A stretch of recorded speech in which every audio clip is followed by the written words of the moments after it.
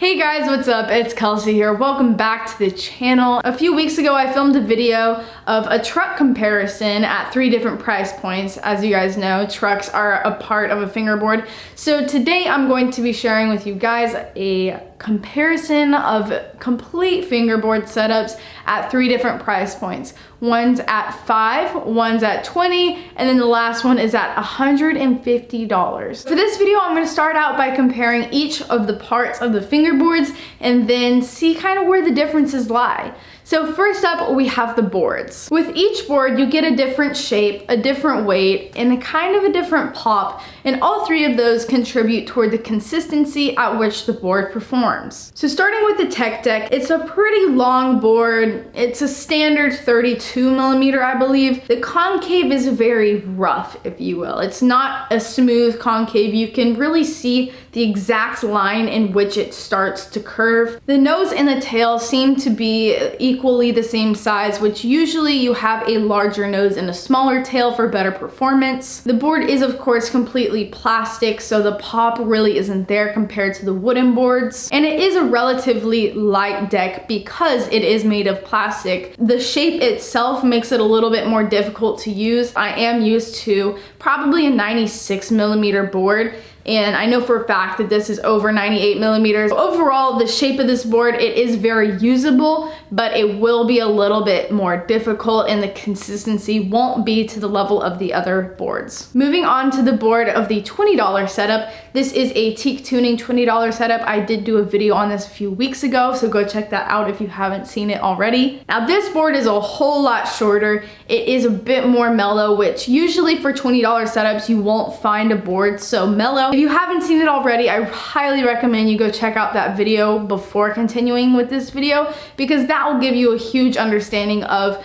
how this $20 setup is actually probably better than what you'll find for the other $20 setups. The shape of this board is a lot smaller overall. The width is relatively the same. The concave is a lot smoother. It's a more mellow deck, less defined. It does have somewhat of a dull pop compared to most other fingerboards, but compared to the Tech Deck, it does have a little bit more pop. It is a pretty decent pop, but if I had to take a guess why it's not exactly to that level of like crisp pop that you usually hear for wooden fingerboards, it would probably be because the plies weren't weighted with enough weight when it was in the mold, and whenever that happens, the more weight you have pushing down when the board is getting molded, then the more pop you'll likely have. It also depends on the glue, lacquer, things like that. Overall though, the shape of this board is very, very good. It's not entirely even. It looks a little bit wonky in some parts. It could be more rounded, but overall, great shape on a fingerboard. Then finally moving to the $150 setup for the board.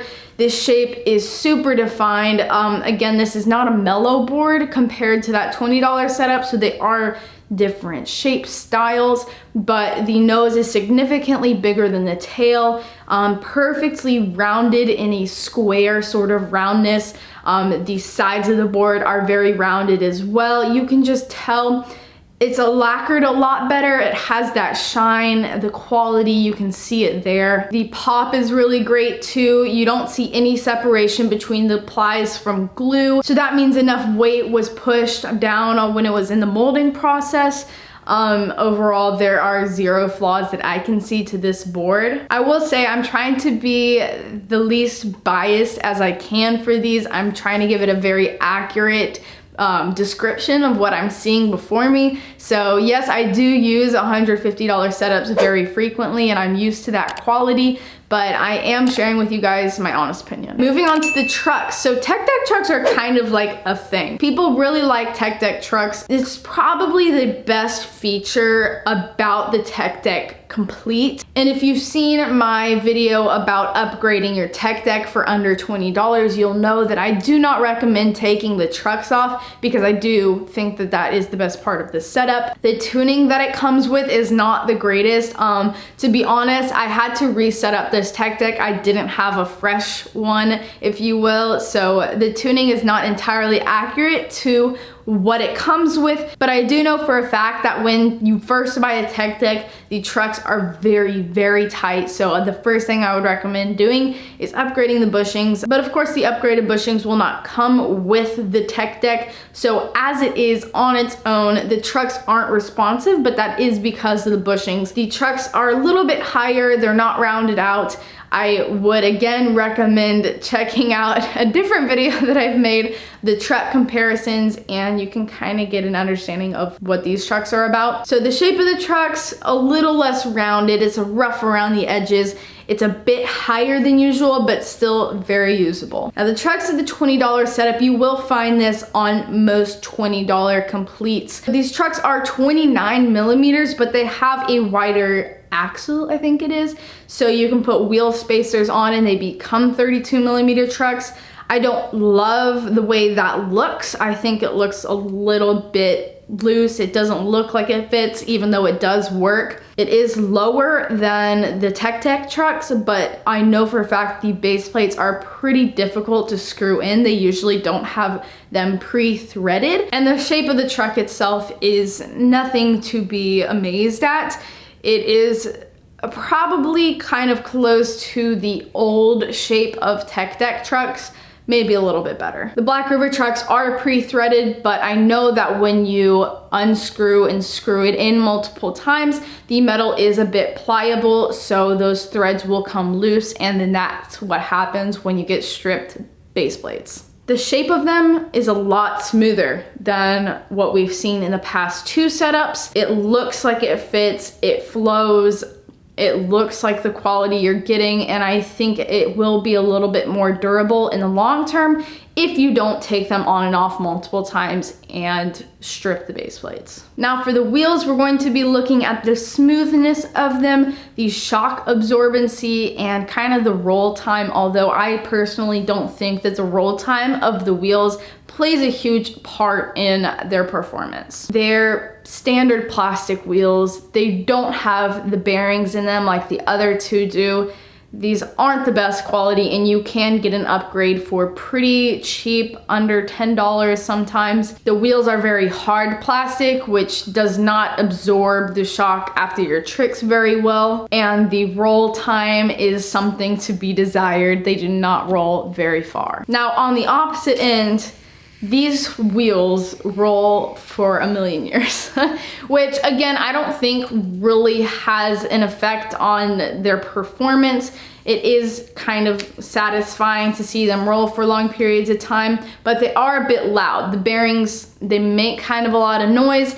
The wheels are smooth, they roll smoothly, but again, generally the plastic is pretty hard on these wheels, so that means less shock absorbency. So you would want to look for any wheels with bearings. There's single bearing, double bearing, all that sort of thing, but without bearings, the wheels are not gonna roll very well. Now the professional wheels, these are at a price point about $40. That is what you'll generally find. They don't roll as long as the other ones do, but they do have bearings in them that are very durable. The shape of the wheels themselves look a lot more realistic to skateboard wheels, and the plastic or the material that is used in these are typically more urethane, so they will be a little bit more grippy compared to the cheaper wheels. That means less sliding around when you're landing your tricks if the surface is pretty smooth. And for the tuning on each of these trucks, I would recommend getting new tuning for the tech deck trucks,